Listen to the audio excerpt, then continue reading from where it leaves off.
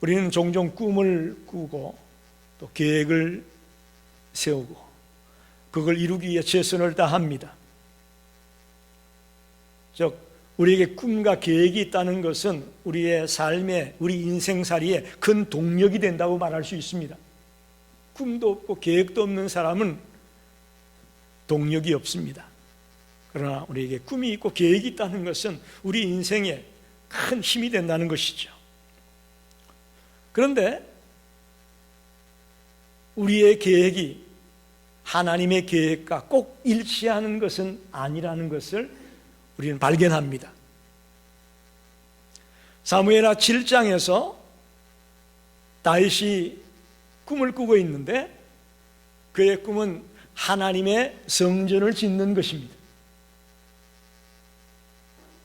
지금 다윗의 왕권이 이제 안정되어져 가고 있습니다. 여봇으로부터 예루살렘을 정복해서 빼앗아 가지고 그 수도로 예루살렘을 정했습니다. 그리고 두로 사람들의 도움을 받아 가지고 거기에 레바논의 백향목으로 아름다운 왕궁을 지었습니다. 그리고 놀라운 것은 그가 그렇게 원했던 법궤를 그 예루살렘으로 모셔왔습니다. 할렐루야. 점점 나라가 안정이 되어지고 평화롭게 정착이 되고 있었습니다. 그리고 나니까 다윗의 마음에 한 가지 마음에 불편한 것이 있었습니다. 자신은 백향목궁에 아주 좋은 환경에 거하고 있는데 하나님의 법궤가 장막 안에 거하고 있다는 것이 늘 불편했습니다.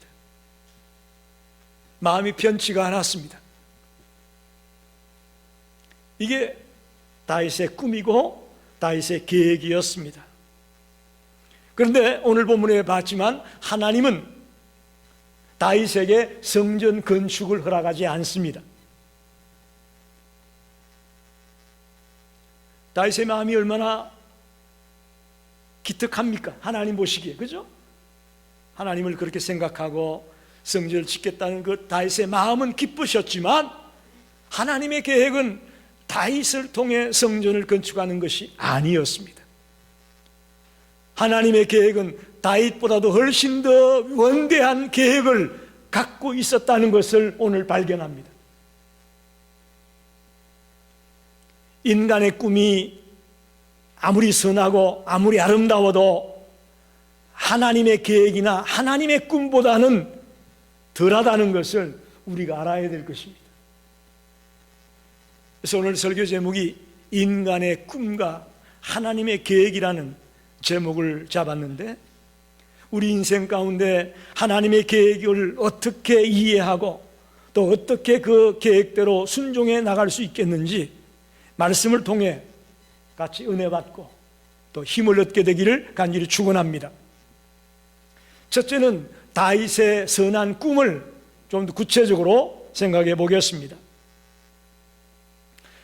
성경 가운데 다윗을 보게 되면 그의 인격과 신앙이 항상 하나님 앞에 바로 서 있었던 것을 보게 됩니다. 그는 어려웠던 시절에도 모든 문제를 하나님 앞에 가져나갔고 또 잘 나갈 때에도 늘 하나님 앞에 나아갔던 인물입니다. 또 하나님의 지시와 하나님의 말씀대로 순종하려고 애썼던 사람입니다. 그리고 자신의 뜻보다도 하나님의 뜻을 우선했던 사람이 다윗입니다. 예를 들면 다윗이 가장 힘들었던 때가 언제입니까? 사울에게 쫓겨다닐 때 아닙니까? 도망자 신세로 살던 시절 아닙니까? 엄청난 핍박과 생명을 위험을 받았는데 하나님이 사울을 죽일 수 있는 기회를 몇 번 줬죠. 즉 다윗이 자기를 괴롭히는 그 사울을 죽일 수 있는 기회를 몇 번 얻었습니다. 그럼에도 불구하고 다윗은 사울의 몸에 손을 대지 않았습니다. 왜 그러냐? 하나님이 기름 부어 세운 종이라는 거예요. 굉장한 겁니다. 하나님이 기름 부어 세운 종이기에 자기를 괴롭히는 원수고 핍박자고 악랄한 사람이지만은 그의 몸에 손을 대지 않는 다윗을 보게 됩니다. 그리고 사무엘하 1장에 보게 되면 이제 사울이 죽은 뒤에 아말렉 소년이 사울의 멜류관과 팔찌를 가지고 옵니다. 사울이 죽었습니다. 기뻐하면서 다윗에게 보고를 했습니다. 그때 다윗이 같이 기뻐했나요? 그 소년을 벌합니다. 이처럼 다윗은 늘 하나님 앞에 바로 서려고 애썼던 인물임을 우리가 발견합니다. 그리고 수도를 예루살렘으로 옮기고 이제 모든 것이 태평합니다. 모든 것이 편안합니다. 안정되어 갑니다. 그런데도 불구하고 다윗은 하나님을 향한 뜨거운 마음이 변하지 않았습니다. 이거 쉽지 않아요.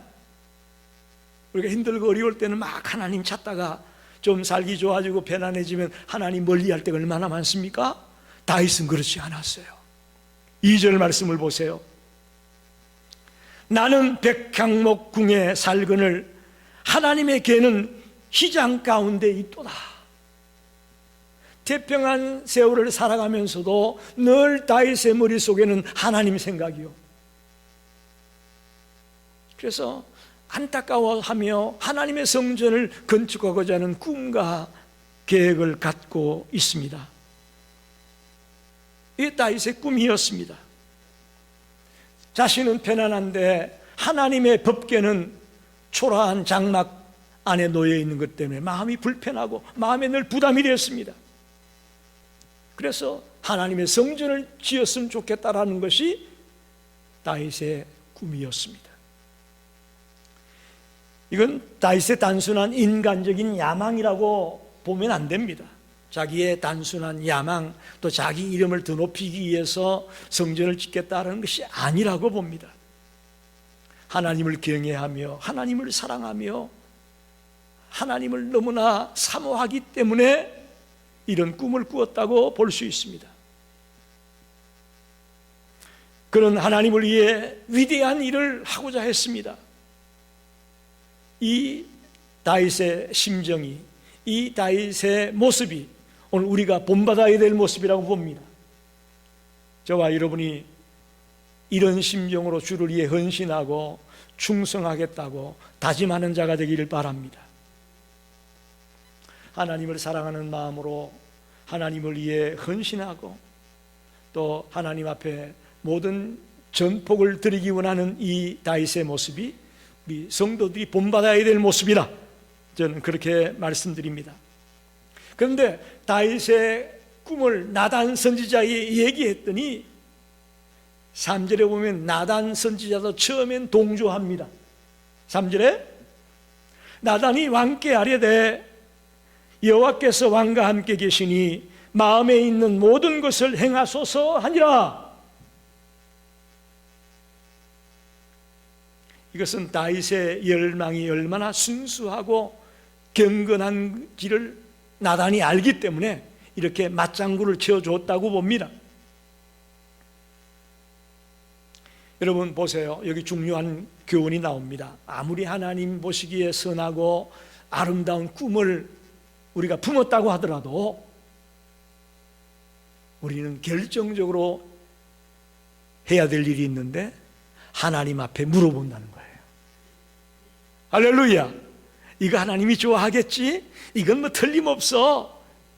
그거 아니에요. 그걸로 끝나면 안 돼요.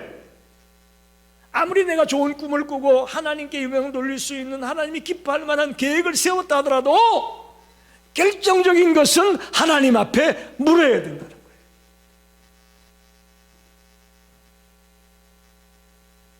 다윗의 꿈이 아무리 선했고 아무리 하나님이 기뻐할 만한 그런 꿈이었다고 할지라도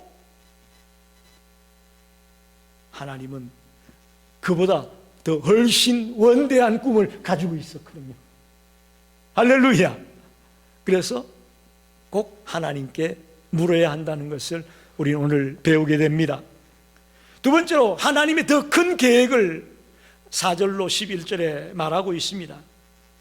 그날 밤에 하나님은 나단 선지자에게 다윗의 꿈과는 다른 계획을 말하고 있습니다. 5절에 보면 하나님이 다윗에게 내가 나를 위하여 내가 살 집을 건축하겠느냐? 이게 무슨 말입니까? 너는 성전을 건축할 사람이 아니야, 그런 말이에요. 다윗의 계획과 그 마음이 참 하나님 보시기에 기뻐할 만한 마음이었지만 하나님의 계획은 다윗을 통해 성전을 건축하는 것이 아니었다는 거예요. 다윗이 아닌 다른 사람을 통해 이루기를 원한다라고 말합니다. 물론 여기서 말하는 다른 이는 솔로몬을 가리키고 있습니다. 다윗의 아들 솔로몬을 통해 성전을 건축할 것이라고 이제 후반에 말하고 있죠.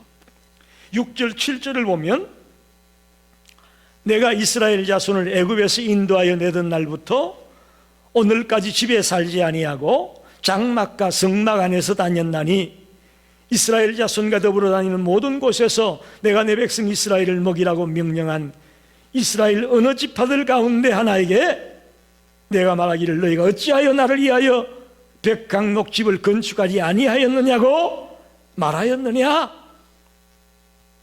하나님은 이스라엘 백성들을 이끌고 그 힘든 강약길을 걸어오면서 한 번도 성전을 요구한 적이 없었다는 겁니다. 또 이 하나님은 사람이 만든 어떤 건물에 갇혀 사시는 분이 아닙니다. 할렐루야. 그런 미닝도 있는 거예요. 사람이 만든 어떤 아름다운 빌딩에 갇혀 있는 하나님이 아니고 이 우주 만물이 이 지구촌 어디든 주님이 계시는 곳이라는 말씀하는 것도 담겨 있다고 봅니다.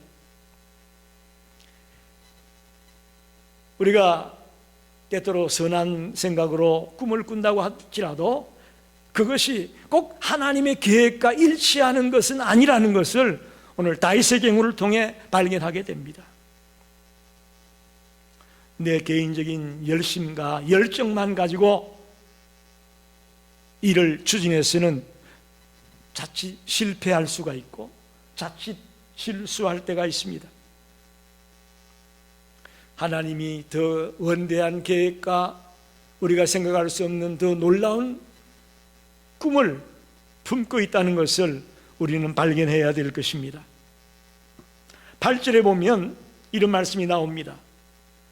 그러므로 이제 내 종 다윗에게 이와 같이 말하라. 만군의 여호와께서 이와 같이 말씀하시기를 내가 너를 목장 곧 양을 따르는 데에서 데려다가 내 백성 이스라엘의 주권자로 삼고, 이 무슨 말이냐 하면 다윗이 목동에서 왕이 되지 않았습니까? 다윗의 과거를 상기시키는 겁니다. 네가 목동에서 주권자가 되고 왕이 된 이것 너 힘으로 된 거냐? 아니면 나의 인도로 된 거냐? 할렐루야. 놀라운 가르침인 겁니다. 다윗의 힘으로 여기까지 온 것이 아니라는 거예요. 목동에서 왕이 된 것이 다윗이 자기 힘으로 자기 능력으로 온 것이 아니라고 말씀하는 겁니다.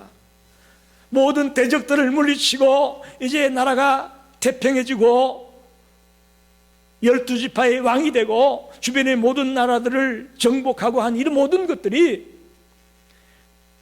다윗 스스로의 힘으로 된 것이 아니라 하나님이 주관하셨고 하나님이 붙들고 있었기에 가능했다라고 말씀하는 거죠. 물론 하나님은 다윗의 마음을 기뻐하셨습니다. 예, 하나님의 법궤가 장막 안에 천막 밑에 들어가 있다고 하는 것 때문에 괴로워하는 안타까운 다윗의 마음 하나님 기뻐하셨죠.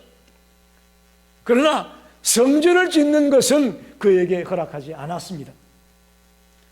즉 하나님의 계획이 다윗의 계획과 달랐던 것을 우리는 발견하는 겁니다.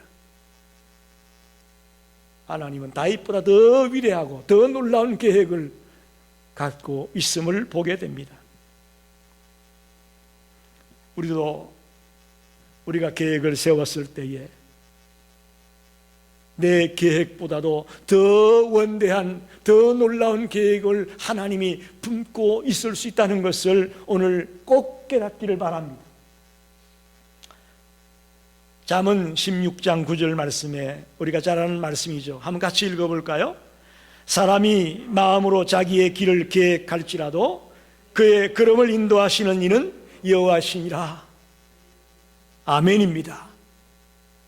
우리가 아무리 좋은 계획을 세웠다 하더라도 그 일이 진행이 되고 그 일이 열매를 맺는 것은 하나님의 계획대로 됩니다. 할렐루야.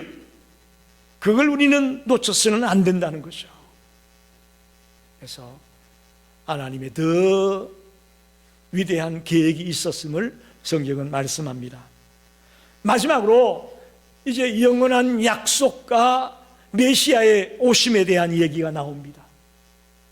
이걸 소위 말하는 다윗 언약이라고 말합니다. 하나님과 다윗과 맺은 언약, 다윗 언약이라고 불리어지는 부분인데,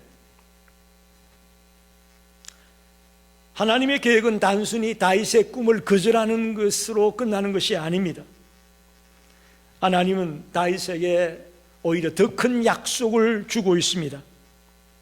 다윗의 후손이 그의 왕위를 이어받을 것이고 또 그의 나라가 영원히 견고하게 설 것이라고 말합니다. 12절에는 내가 내 몸에서 날 내 씨를 내 뒤에 세워 내 몸에서 날 씨, 그가 바로 솔로몬입니다. 13절에도 그는 내 이름을 위하여 집을 건축할 것이요, 그는 누구냐? 솔로몬을 말합니다. 그가 하나님의 성전을 건축할 것이고 나는 그의 나라 왕위를 영원히 견고하게 하리라. 나는 하나님입니다. 하나님이 그의 나라를 영원히 견고하게 하겠다. 즉 다윗의 후손들이 계속 왕위에 오르게 될 것이고 끝내는 메시아가 다윗의 후손 가운데서 오게 될 것이다. 할렐루야. 메시아의 오심을 말씀하고 있습니다. 솔로몬을 통해 성전을 건축하는 것에 끝나는 것이 아니라 계속해서 다윗의 후손들이 왕위에 오르고 다윗의 후손 중에 메시아가 이 땅에 와서 온 인류를 구원하고 하나님의 나라를 영원히 견고하게 세워갈 것이라는 엄청난 계획이 하나님께 있었음을 보게 됩니다. 다윗의 꿈은 다윗이 직접 성전을 짓는 것이 아니고 다윗의 후손들을 통해 이루어질 것이라고 말씀하고, 거기에서 끝나는 것이 아니라 메시아가 그의 후손 가운데 오시게 되면서 하나님의 구원의 계획이, 구원의 역사가 다윗의 후손을 통해 이루어지는 것처럼 설명을 하고 있습니다. 예수님은 왕이시고 선지자이고 제사장이라고 우리가 배워봤습니다. 왜? 기름 부음을 받는다는 것이, 구약에는 왕이나 제사장이나 선지자가 세워질 때 기름 부음을 받았죠. 그런데 예수님은 이 세 가지 직분을 함께 감당하는 자로서 기름 부음을 받은 자입니다. 그래서 하나님의 나라의 왕국을 건설하는 메시아로서 이 땅에 오실 것을 약속하는 것입니다. 즉 다윗의 꿈보다도 더 원대한 꿈은 어떤 것이냐? 메시아를 통해 온 인류를 구원하고 이 땅의 모든 백성들이 구원과 영생을 누리게 하는 그 계획을 갖고 있었다고 성경은 말씀합니다. 16절에 보게 되면 내 집과 내 나라가 내 앞에서 영원히 보존되고 내 왕위가 영원히 견고하리라 하셨다. 할렐루야. 내 왕위가 영원히 견고하리라. 예수님의 왕국을 예언하는 말씀입니다. 예수님은 하나님의 구속사역의 핵심이고 중심이라고 말할 수 있습니다. 그것이 바로 이 다윗의 후손을 통해서 이런 역사들이 전개될 것을 하나님은 계획하고 있는 겁니다. 그런데 이것이 즉각적으로 이루어지지 않았죠. 다윗은 살아생전에 이걸 못 봤잖아요. 그렇지만 하나님은 다윗에게 축복을 약속하셨습니다. 9절에 보면 내가 가는 모든 곳에서 내가 너와 함께 있어 내 모든 원수를 내 앞에서 멸하였은즉 땅에서 위대한 자들의 이름같이 내 이름을 위대하게 만들어주리라. 할렐루야. 다윗의 이름을 위대하게 만들어주겠다고 축복을 약속하고 있습니다. 우리는 이미 예수님이 오신 이후에 태어났기 때문에 이 진행된 사항을 다 알지만 다윗은 모르고 죽었어요. 그러나 하나님은 다윗에게 확신을 주기 위해서 너를 위대한 자로 만들어주겠다고 축복을 약속하고 있는 겁니다. 다윗은 하나님의 약속대로 세상에서 위대한 자로 여김을 받는 자가 된 줄로 믿습니다. 말씀을 정리합니다. 여러분께 묻습니다. 여러분 꿈 가지고 있습니까? 꿈이 있습니까? 없습니까? 꿈들이 없으신가 본데 이제라도 꿈을 꾸시기 바랍니다. 근데 여러분의 꿈대로 이루어지기 원합니까? 아니면 하나님의 계획대로 이루어지기 원합니까? 솔직하게 대답해 보십시오. 오늘 말씀을 듣기 전까지는 내 꿈대로 이루어지기를 원했다면 오늘부터는 하나님의 계획대로 이루어지기를 꿈꾸기를 바랍니다. 다윗이 그걸 깨달은 거잖아요. 하나님은 다윗이 당신의 성전을 건축하고자 하는 그 아름다운 마음을 기뻐하셨습니다. 그러나 하나님의 계획은 더 놀라운 계획을 갖고 있었고 더 놀라운 축복을 예비하고 있었음을 보게 됩니다. 다윗이 짓진 못하지만 다윗의 후손인 솔로몬이 성전을 지을 것이라고 약속하고 있습니다. 또 다윗의 가문이 계속해서 왕위에 오를 것이라고 말합니다. 사울은 끝나버렸지만 다윗은 그렇게 하지 않겠다고 말하잖아요. 다윗의 후손 가운데 계속해서 왕위가 나올 것이라고 말합니다. 특별히 다윗의 후손 가운데서 예수 그리스도가 탄생하게 될 것이고 그가 구원 사역을 완성하는 하나님의 왕국을 완성하는 자가 될 것이라고 말씀합니다.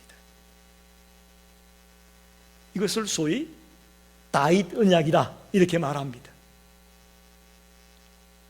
우리가 세운 꿈과 계획대로 되지 않는다고 실망하지 마십시오. 할렐루야.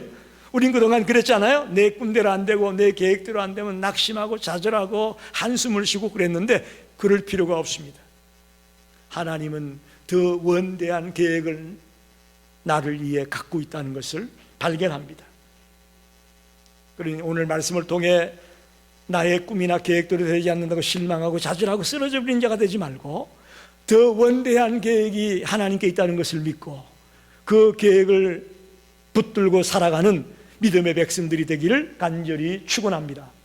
기도하겠습니다.